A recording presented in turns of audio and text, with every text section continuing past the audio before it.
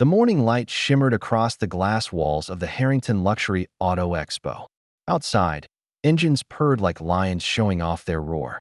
Inside, men in sharp suits polished their watches more than the cars they sold. And then, the sound of slow, heavy boots echoed through the marble floor. Heads turned.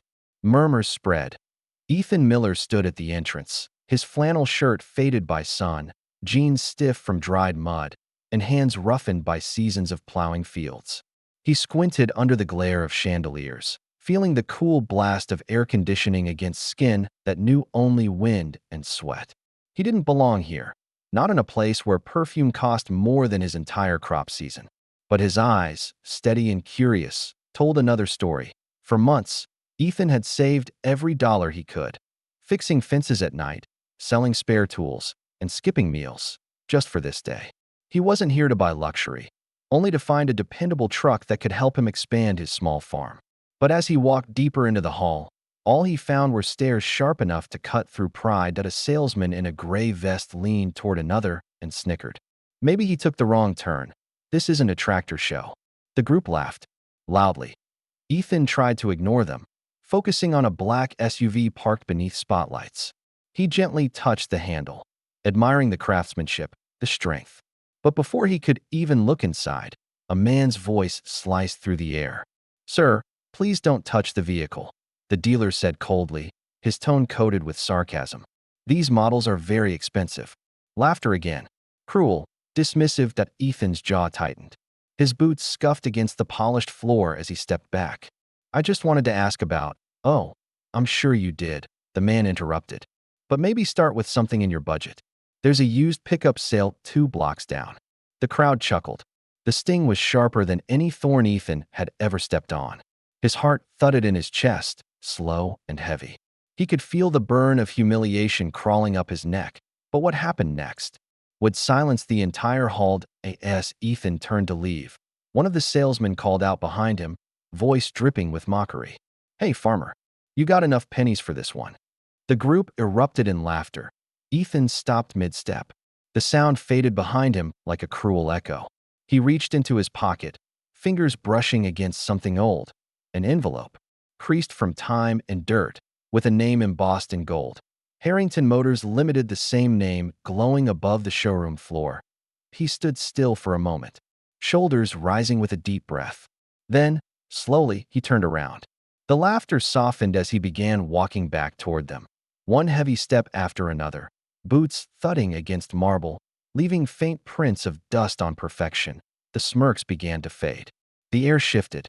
Even the music playing from the speakers seemed to quiet. When Ethan reached the front, he met the salesman's gaze, calm, steady, unshaken.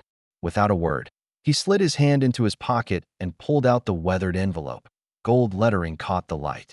The man frowned, confused. Ethan carefully opened it. Inside, something gleamed, a document with seals, signatures, and numbers that no one in that room could ignore. The color drained from the salesman's face. The manager, watching from across the floor, took a hesitant step forward. Murmurs began to ripple again, but this time, not from laughter, because what Ethan had just revealed was not what anyone expected, not even close. And in that moment, every mocking smile froze, replaced by stunned silence. The laughter that once filled the grand showroom vanished, replaced by a silence so sharp it could cut through glass.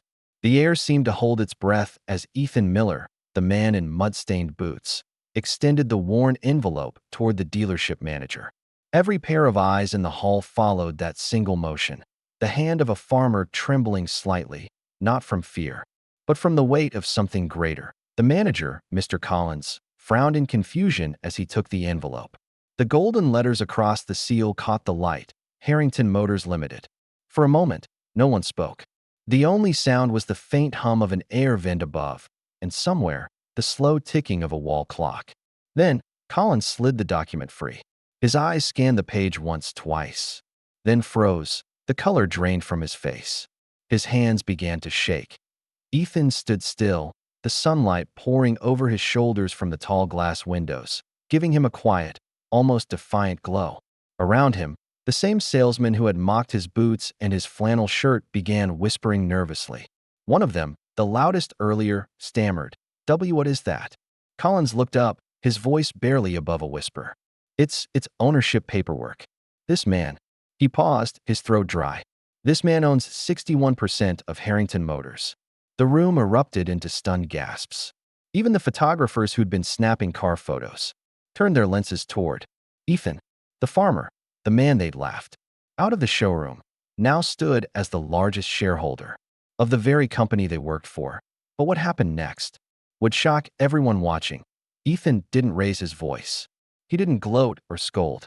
He simply smiled, that same calm, steady smile that had survived years of droughts, debts, and long nights under endless skies. "I bought those shares last spring," he said softly. "Sold part of my land to do it. Not to prove anyone wrong, just to make something better." The words hit harder than anger ever could. He stepped closer to the gleaming vehicles, his reflection merging with the chrome surface. "I wanted to build trucks that farmers could actually afford," he continued. "Machines that help people like me, not just show off wealth. I thought if I became part of the company, maybe I could make that happen." No one dared interrupt. The salesman, red-faced and trembling, looked at the floor. The one who'd mocked him most was now biting his lip, trying to disappear into the crowd. The manager, now visibly humbled, approached Ethan with sincerity in his voice. "Mr. Miller," he said quietly, "I think you've already done more for this company than any of us today. If you're still willing, I'd like you to help us design a new line. Built for real people, built for purpose." Ethan's gaze lifted to the sunlight reflecting off the hood of a nearby truck. He nodded once. "I'd be honored," he said, "but on one condition. Make sure every worker here remembers where true worth comes from." A gentle applause began, hesitant at first, then growing stronger. Some clapped in admiration, others in shame. But all knew they had witnessed something unforgettable. As the camera panned across the room, it caught the image that said it all. Ethan's mud-stained boots beside the shining chrome wheel of a luxury car. Two worlds that had always seemed miles apart, finally standing together, side by side. That he looked toward the silent crowd and spoke his final words, calm, steady, and unshakably human.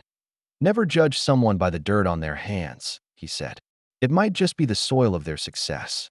The sunlight shimmered through the glass as his voice faded. The audience stood motionless, humbled, inspired, and forever changed. Because on that day, respect didn't come dressed in a suit. It walked in wearing boots.